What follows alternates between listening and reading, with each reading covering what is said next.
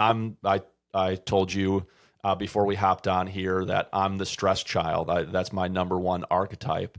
And one of the hallmarks of the stress child is we live in stress. Like we're rarely, if ever, at a state of peace, right? And so tension and stress is ever present. And so it oftentimes is just treated or normalized with a certain kind of numbness, emotional numbness, rather than being attuned to what we're experiencing. We just avoid or numb out very quickly in order to be able to keep doing life, right? And so, trip for me was really had far less to do with my wife or my kids triggering that. I was just in that state.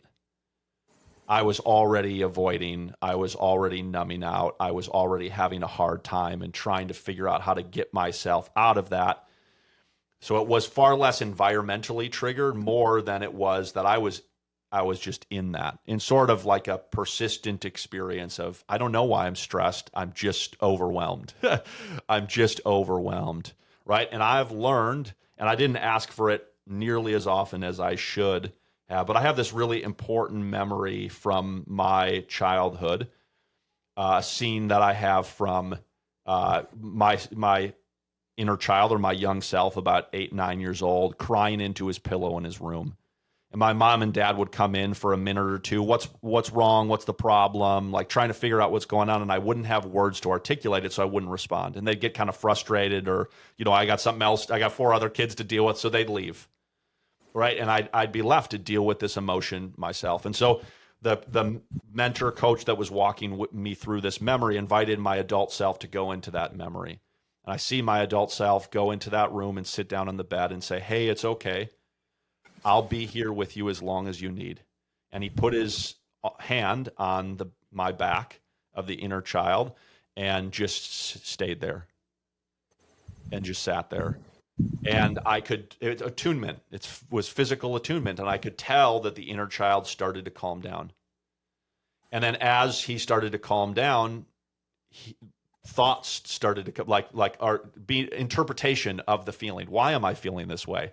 Right. And so then the older me started to ask him questions. What's going on?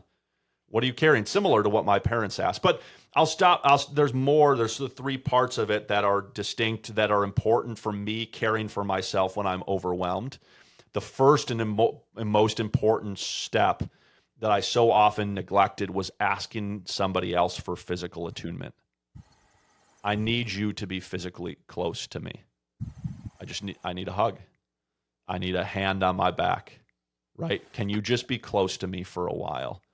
And when I'm feeling overwhelmed, so often, to your point, the last thing I want to do, largely because of learned behavior and the way that relationships were in my childhood, I don't want anybody near me. My immediate reaction is to say, get away from me. The way that my wife perceives me is, I would prefer you not be in the room and to not be around me the rest of this vacation. And actually, you're probably going to feel like I would just prefer you weren't with me at all, ever. And so I'm doing the opposite of the very thing that I need. And that's not on her. That's on me to learn how to, when I feel that way, to notice the emotion as a red flag of, oh, here he is.